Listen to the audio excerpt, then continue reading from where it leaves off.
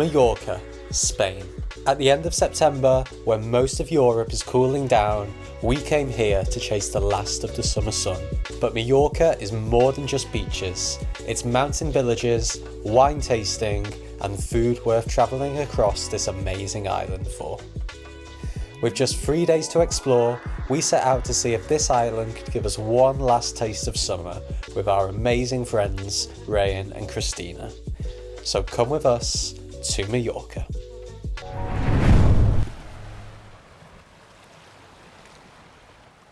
After a quick flight into Palma, we picked up our rental car and hit the road. This is definitely the nicest car we've ever hired on holiday. But before anything else, we went on the hunt for tapas and wine. But little did we know we were about to stumble across the best food of our trip at La Trastienda, an unassuming small restaurant serving up the most incredible croquettes, shrimps, padron peppers and patatas bravas. This is our #1 restaurant recommendation from our entire time here in Mallorca. From Palma in the south, it took just over an hour to reach our hotel on the north coast. Our base for the next few days was a Partetel Africa Mar, nothing fancy but perfectly located near Alcudia, a beautiful coastal town and the starting point for the wine tour we'd be joining later in the trip. Okay, time to see if Mallorca really delivers those late summer vibes we came for. That looks good. Nice one. Well done, my lovey. You're going on a little, I don't know if it's right to call it a hike. It's more of a trail walk.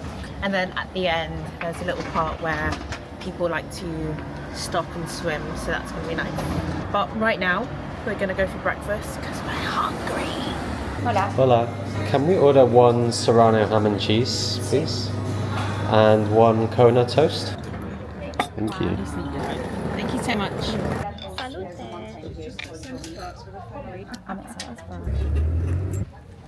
Are you sure this walk isn't taking us up there? I can't promise anything. So I was promised a nice gentle walk, about 45 minutes to a beach. I never said it was a gentle walk. I said it was an easy walk. TikTok life. Are you sure that we're in the right place? No. Because this is what we're looking at the moment.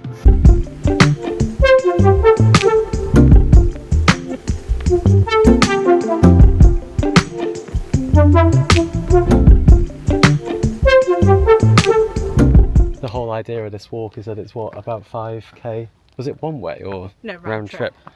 5k round trip with a beach halfway. Okay. I didn't know it was like a swimming area. Right. I don't think there's sand. Okay, that's fine. I'm not a massive fan of sand. I think it's just rocks and water. Okay. However, I didn't know we'd be hiking a mountain to get there. It was cool to hike. It's actually a good job I brought my running trainers. Also, wasn't Christina planning to wear her Havaianas? They're in the bag. Good choice.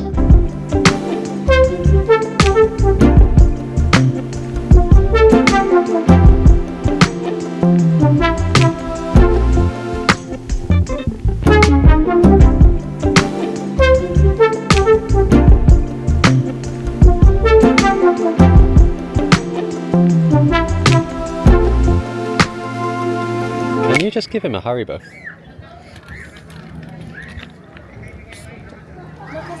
I think you throw it somewhere. He wants a Tangfastic. It's not a tan plastic. Oh, isn't it? It's a peach Haribo. Stunning. Definitely recommend this walk. Only problem is, now we've got to go back. I feel like I might have understated this on the way here, but it is extremely rocky and hilly. Pretty much the whole way. Going down is worse. It's about an hour, it's not that far, it's about 2.5k each way. The slowest 2.5k you'll ever do in your life. And now, we have to rush back because we have a wine tour booked for 3 p.m. and it's currently like 1:45 or something like that. A highlight of our trip was joining a wine tour here in Mallorca, booked through Get Your Guide as we always do wherever we travel. We learnt that the island's vineyards thrive thanks to Mallorca's mineral-rich soil, and that, much like this one, most wineries are still small, family-run, harvesting everything by hand. Grapes are picked when their natural sugars are just right because those sugars ferment into alcohol. Some wines then mature in American or French oak barrels, which adds signature flavours and smoky notes depending on how the wood is toasted. Before bottling, the wine is purified to make it clean, bright and ready to pour. After exploring the vineyard and seeing how it's all made, we finally sat down to taste 5 of their wines, paired with local meats, cheeses and biscuits. And let's just say, we now feel like true wine connoisseurs. I think it's a young wine. Okay. Is it oaky? Is it? No, wait, No, they- stop. Because they don't do it in the the white oak. wine doesn't go in the oak. It doesn't go the oak. Come on. You're not listening. one doesn't go in the oak. Right? There's the red one. I thought it was just the red. Yeah, the citrusy.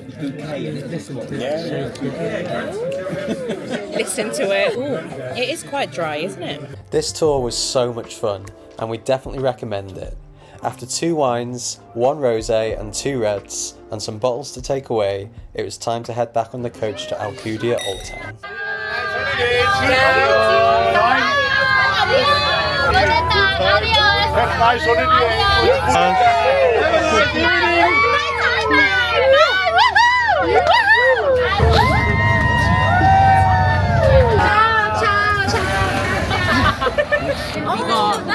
We got 6 tapas and paella for 2, but that is huge.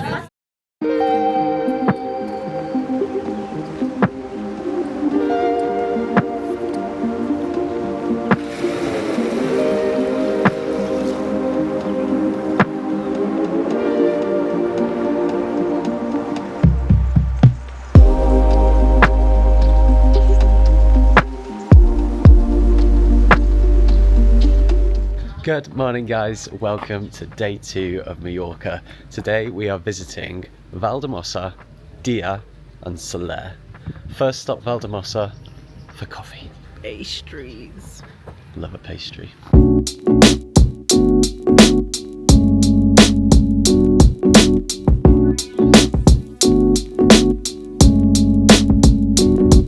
Nice little spread of pastries. Spinach and tomato, Nutella, some other kind of chocolate and cream, maybe custard. Definitely still recovering from that wine tour. That was a good breakfast spot, but the coffee was not it. I don't mean to be a coffee snob, but I watched them make it and everything they did was wrong. We think we found a good spot and it's like a few minutes away and hopefully got a nice view as well. Fingers crossed. Valldemossa is absolutely stunning. You can easily spend hours simply wandering the narrow streets and exploring shops and cafes. It does get very busy from late morning onwards though, so if you've got a car, make sure to start your day early to beat the crowds. Rosetta was where we found our first great coffee in Mallorca, and you'll also find a full counter of cakes and light bites, and also clothes designed by a local artist. Another coffee shop t-shirt to add to my collection. The best part of Rosetta is the panoramic view of the surrounding mountains, which can't be beaten on a clear day like today. We are now going to Deià, which is about 20 minutes away from Valldemossa. Town 2 out of 3 is Deià, and after a long time trying to find a car parking space, beware of that. We are now trying to find some lunch, but again, absolutely stunning scenery set in the hills and the cliffs. It's this wonderful little town. Yeah, can't wait to explore.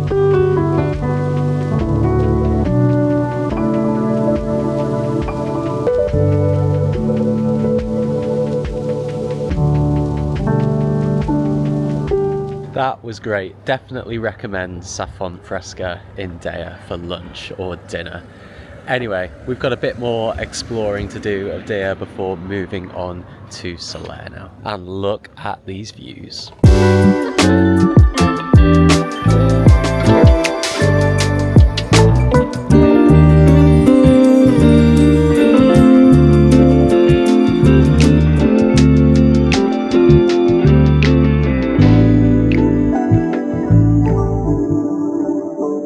So are you saying that Valldemossa is better than Deià? I feel like in terms of what I was expecting it to look like, yes, but not necessarily for any other reason. Because the guy just down there said this is the nicest place he's ever been to in Europe. Which was a big statement. Yeah, but he could just mean like the views beyond. Yeah, but we say that. We literally went from the car park down there up here. But it's fair to say it's really pretty, but there's not necessarily much to do.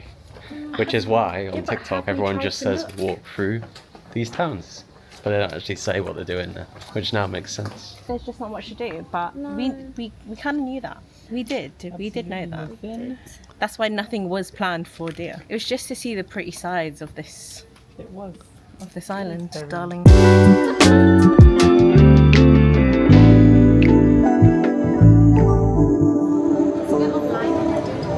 The final stop before we go to what looks like an amazing dinner is the town of Sóller.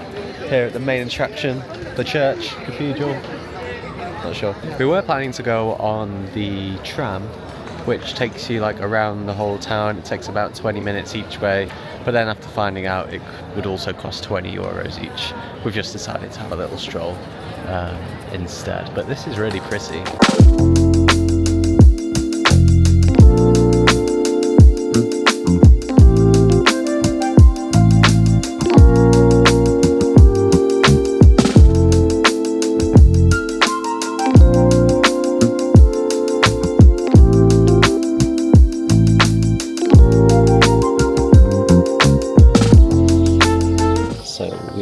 Barretes, a restaurant for dinner. It's an interesting drive to get here. It's extremely high up in the mountains. We're here just in time for sunset. Can we get the bread and butter, please? Yes, of course. Better be good butter. And then I want the calamari, and then I want the oysters, and I want the chicken croquettes, and the carpaccio. That'll be 300 euros, please. This was definitely a day of eating and drinking with incredible views, but Barretes took it to another level. Perched high above Sóller, the setting is breathtaking, surrounded by mountains with the sea on the horizon. We ordered a bottle of wine to start, along with chicken croquettes and local bread, before diving into 40-day matured steak cutlet with rice for two to share. Now we want to be real with our food reviews and where we feel like we've experienced something truly special, and whilst the Barretes setting was stunning, we've had far better food at more affordable prices. The dish itself was really good. It was really rich and it was a lot. I definitely think it was worth it because we basically got 1.5 servings from it. A lot of meat.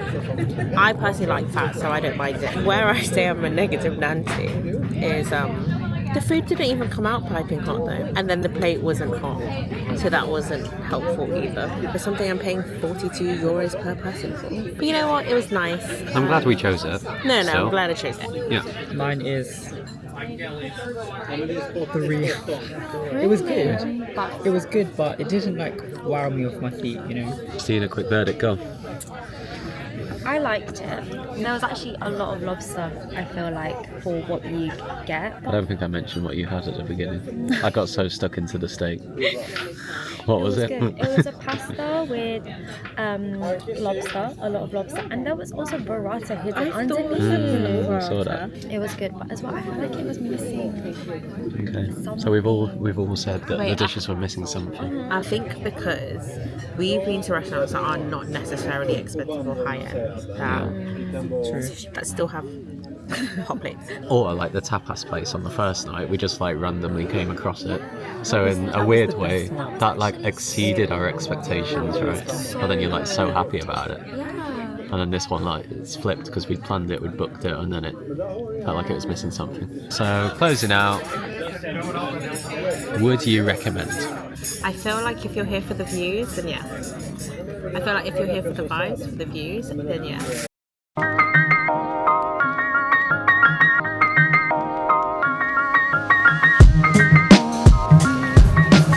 Alright guys, last day in Mallorca. Flight back to London is at about 7 PM this evening. Today we're exploring Palma before heading off to the airport. We found this Japanese brunch spot called Hotto. So I got their signature cold brew.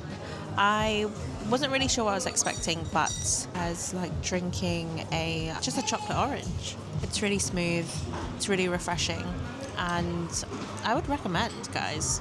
Even if you're not a strong coffee lover, I think it's really nice.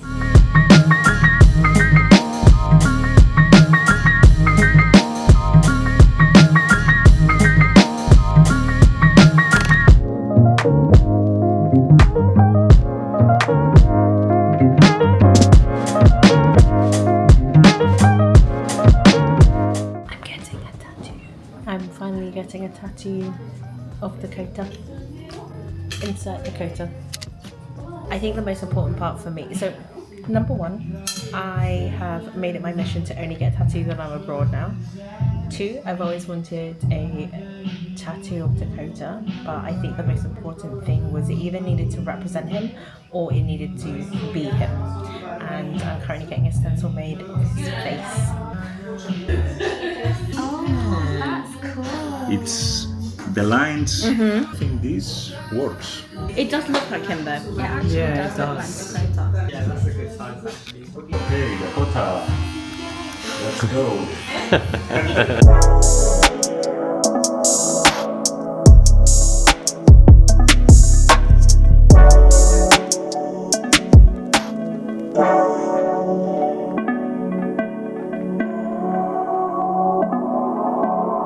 Okay guys, our time in Mallorca is coming to a close soon. We've got one final meal and we're going back to the tapas restaurant where this whole trip began.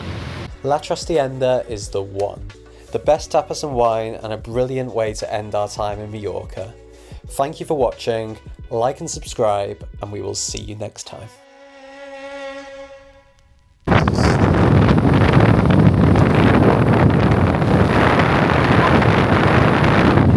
Giving. It's too windy. New John. Oh God! They're even playing New John Bellion inside. We're breaking free. Peace. I need to take a photo. That's all I want in this outfit. I need to take a nice photo. I think that's fine. Why is there so many thoughts? A croquette on the house. Shall we cancel our croquette order? No. You gonna say that? I was expecting kind of like a chicken nugget.